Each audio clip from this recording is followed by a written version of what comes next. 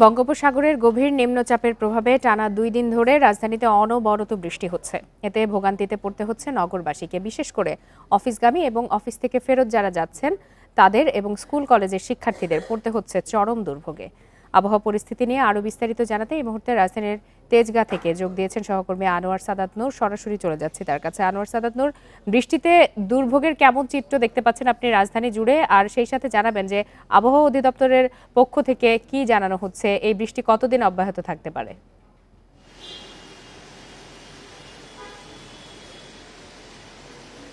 মৌসুমী বায়ুর প্রভাব এবং সাগরে যে গভীর নিম্নচাপের সৃষ্টি হয়েছে তার প্রভাবে কিন্তু গত দুই দিন ধরেই রাজধানী সহ প্রায় সারা দেশেই অনবরত বৃষ্টি হচ্ছে। এর মধ্যে কিন্তু কক্সবাজার, চিটাগং, পার্বত্য এলাকা, বরিশাল, খুলনা বিভাগেও কিন্তু বৃষ্টির প্রবণতা বেশি আছে বলে আবহাওয়া অফিস জানিয়েছে। এর মধ্যে কিন্তু চট্টগ্রামের যে পাহাড়ি এলাকা আছে সেখানে কিন্তু ভূমিধসের সংখ্যা রয়েছে বলেও কিন্তু আবহাওয়া অফিস সতর্ক করেছে। পাশাপাশি আমরা রাজধানীতে যে গত 2 দিন ধরে অনবরত বৃষ্টি দেখতে পাচ্ছি, এর ফলে কখনো এই বৃষ্টি কিন্তু থেমে যাচ্ছে, কখনো থেমে থেমে হচ্ছে, কখনো আবার কিন্তু জোরে সোরেই বৃষ্টি হচ্ছে। ফলে কিন্তু গত 2 দিন ধরেই নগরবাসী একটি বৃষ্টিস্নাত পরিস্থিতির মধ্যে রয়েছে। এর ফলে একদিকে যেমন গরমের পরে বৃষ্টি একটি প্রশান্তি এনে দিয়েছে, অন্যদিকে কিন্তু নগরবাসী কিছুটা ভোগান্তিতে পড়েছে বলে কিন্তু অনেকে পথচারীরা জানাচ্ছিলেন। বিশেষ করে যারা অফিসগামী বা অফিস থেকে ফিরছেন বা স্কুলগামী যারা শিক্ষার্থী ছিলেন, তারা কিন্তু এই কথাটা বারবার জানাচ্ছিলেন যে তাদেরকে সকালে অফিসে যাওয়ার সময় একটা বড় ধরনের ভোগান্তি পেতে হয়েছে। কেননা এমনিতে বৃষ্টিতে অন্য সময়ের মতো পরিস্থিতি থাকে না। তারপরে আবার পরিবহন সংকটের কথাও অনেকে বলছিলেন।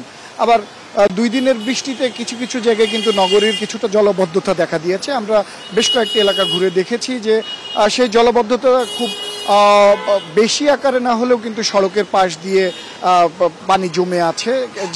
যেখানে ড্রেন অপরিষ্কার আছে বা পানিগুলো পাইপের লাইনে যেতে পারছে না, সেখানেই মূলত এই পরিস্থিতি দেখা গেছে। আবার মধুবাগ সহ রামপুরার বেশ কয়েকটি এলাকায় আমরা যেটি একটু নিচু এলাকা দেখেছি, সেখানেও ফুটপাতে ভেতরের রাস্তায় গলিতে পানি বেঁধে আছে, যার ফলে কিন্তু ওই এলাকার বাসিন্দারা দুর্ভোগে পড়েছেন। তারা ভোগান্তির কথা জানাচ্ছিলেন যে ঘর থেকে বের হয়ে তাদেরকেই পানিতে পড়তে হচ্ছে, নোংরা পানি তাদেরকে মারিয়ে যাতায়াত করতে হচ্ছে বলেও তারা অভিযোগ করছিলেন। এবং তারা বলছিলেন যে এই সমস্যাটি কিন্তু পুরো বর্ষা মৌসুম জুড়েই তাদেরকে এরকম পরিস্থিতির মধ্য দিয়ে যেতে হয়েছে। তারপরেও কিন্তু কোনো ধরনের সংস্কার বা কোনো ধরনের প্রতিকার করা হয়নি বলেও তারা কিন্তু অভিযোগ করছেন। সর্বোপরি এখনো বৃষ্টি রাজধানীতে চলমান। আমরা অন্যান্য দিনের তুলনায় এখন সড়কে যান চলাচল কিছুটা কম দেখতে পাচ্ছি।